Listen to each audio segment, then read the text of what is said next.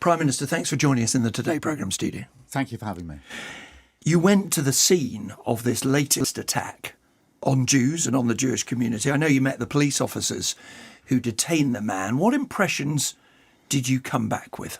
Well, a very deep impression of a community that is very concerned, very anxious about their safety, their security, their ability to express who they are and their identity, whether that's in their schools, sometimes in the NHS, in their synagogues, but in their community, on their streets. It definitely feels that there's a real sense of urgency in how we respond to this now. That is why I immediately had an emergency COBRA meeting to coordinate the response, including with the police, and to make sure the security issues were in place. I brought together criminal justice agencies because I feel very strongly that we have to show that justice is swift, it's visible, it's effective to restore confidence. We have to take wider powers. Yes, we've put more money into security, so there's more police. And certainly when I was there this week, the sense of the police presence is really important. And it needs to be not just a surge for a few weeks, but something much longer term than that. And you'll pay for that. And we'll pay for that, yes, and we've indicated that. But there's a wider piece here, Nick, that I think is really important, which is too many people, I think, either don't see anti-Semitism or don't want to see anti-Semitism. And an example I would give is the repeated marches that we have now. I'm a big defender of freedom of expression, peaceful protests. But when there are chants like globalise the Intifada, that is completely off limits. That should be prosecuted. And anybody who's on a march where that chant is happening needs to really question themselves, and we need to be really clear about that. That is a chant which is it feels, I think, to the Jewish community very, very dangerous. And I think those instances should be prosecuted. We need to look at some of the banners, etc. But there's also a wider argument that I was making on Thursday when I went to Golders Green and to Kenton Synagogue the week before, which is we often say in response to instance like this that we stand with our Jewish community, and we do and we will, but this has to be our fight as well. This is about what sort of country we want to live in, and I want to live in, and I want to be leading a country where people can express their identity, they can follow their faith and their religion without fear. And so it's a fight for all of us. It's about the country we want to live in. So are you saying that you want to hear more voices raised? Because what did we see after that incident? We saw some people criticise the police for the way they'd behaved. Yeah, I want to tackle this one head on, because when I was in Golders Green this week, I met the two officers who had apprehended the attacker. And I won't put words into their mouth, but I want everybody just to imagine what it might be like. You're trying to arrest someone who has already attacked two people and has no regard for life. We know that tasers were fired. I know from my own experience with the police that there are only two shots in a taser, and once you've shot them, there's nothing left. There's a guy on the ground, he's got a rucksack on, and I don't know what was going through the mind of those officers, but if I was there, I'd be thinking, he's going to detonate something. He's going to blow me up and everybody around here. And in those circumstances, I think you can quite see why what could have gone through their mind is we need to do whatever we can to disable this guy. Now, when I then see Zach Polanski come out and retweet or support a criticism of that, I think it's disgraceful. I think it's disgraceful. I've no doubt in my mind that those officers probably thought their own lives were at risk.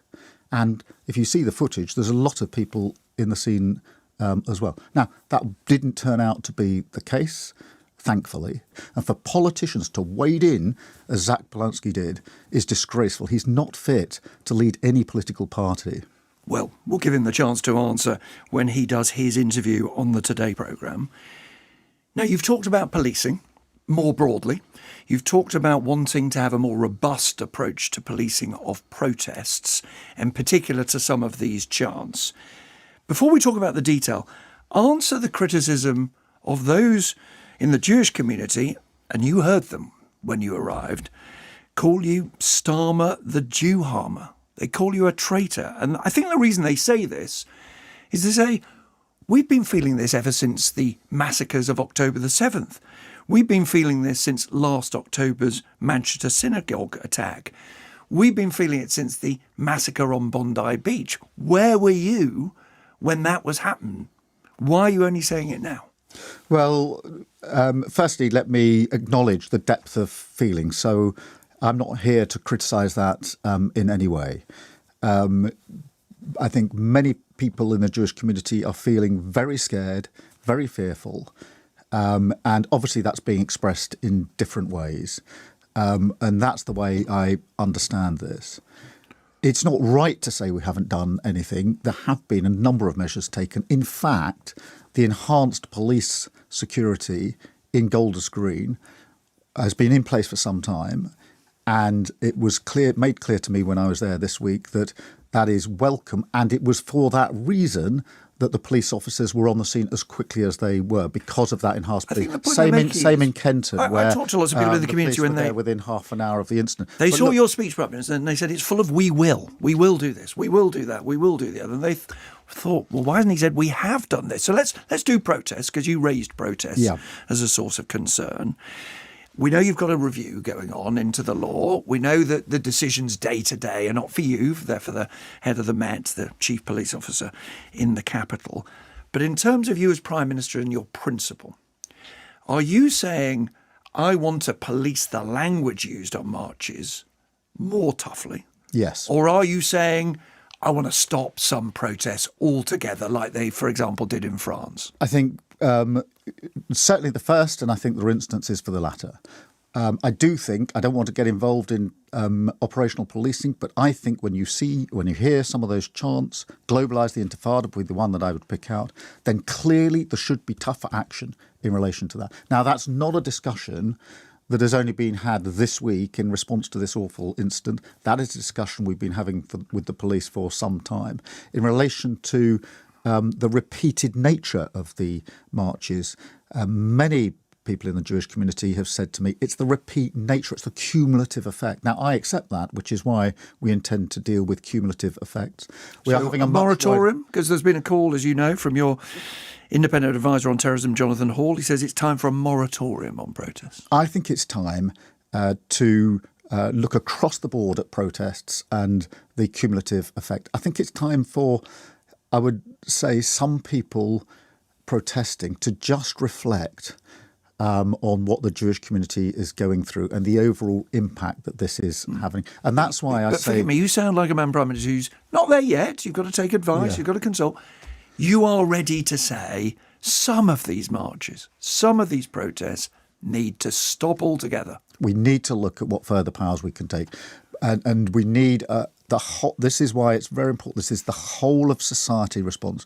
Too many people are not seeing anti-Semitism, or they don't want to see it, and that we have to make that argument. Speak to them.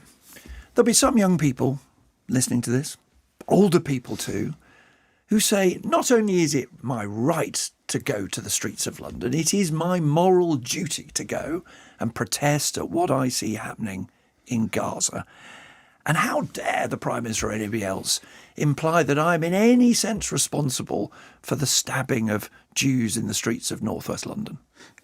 I will defend the right of peaceful protest very strongly, and freedom of speech. I have defended those principles all my life, and I will continue to do so. And so I'm not stepping back from that one bit. But if you are on a march or a protest where people are chanting, globalise the Intifada, you do have to stop and ask yourself, why am I not calling this out? Why am I on a march where this is the chant? And I do think it's time for people just to ask themselves that. I'm not saying, of course, that there aren't very strong legitimate views about the Middle East, about Gaza. We all have deep concerns about it. This government has recognised Palestine just last year. So, of course, there are important issues. Are you saying that you think people are a bit scared to confront people? Because there are people who say that even your language is much tougher with the far right than it is with Islamic extremists. You said the other day of the far right that Britain should never surrender to the far right, or who use their ideas as a cover for violence and to instill fear. Would you be prepared to say Britain should never surrender to Islamic extremists? Yes. I think it's really important that we call out extremism on the right and on the left in politics. And I think for the mainstream majority in politics, that's exactly where they are. So I call them out in equal measure. And are you happy to say, as others do, let's just be honest about this? There are some communities in this country in which as soon as a child is born, they are taught to hate Jews. Well, there are some instances of that, of course, and we have to deal with extremism wherever we find it. But this is a whole of society issue. It's a security issue, of course it is, but it's a whole of society issue. We all have to fight for this together because it is about the sort of country that we want to live in. I want to live in the Britain that I love, which is a decent, tolerant, live and let live, diverse Britain. But that is contested now in a way that it hasn't been contested in my lifetime. We have to fight for the Britain that we believe in with those values: reasonable, tolerance, diverse, live and let live. That is who we are. That is what it is to be British. And I will fight for that with every breath I have. Prime Minister, there was a bigger crisis that you were facing even before this latest terrible attack, which is caused by the war with Iran. I know you want to talk about some of the things we have to learn, but before you do, what is the scale of the crisis you think we are now facing as a country as a result of the fact that the lifeblood of the global economy, oil, cannot travel through the Strait of Hormuz? The way I'd express it is this: there are moments in history that will define a generation, and I think we're in one of those moments. The Iran war is not our war.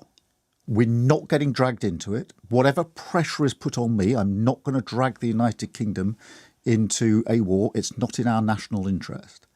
But it is impacting us. It's impacting our economy. It's impacting what happens on our streets. So far as the economy is concerned, at the early part of this year, we had a spring statement which showed that the economy was beginning to turn a corner. Inflation was down to 3% and dropping. We'd had 6 interest rates cuts in a row. We know now that the growth figures for the early part of the year were better than anyone expected. Unemployment had gone down. So there was the green shoots of change.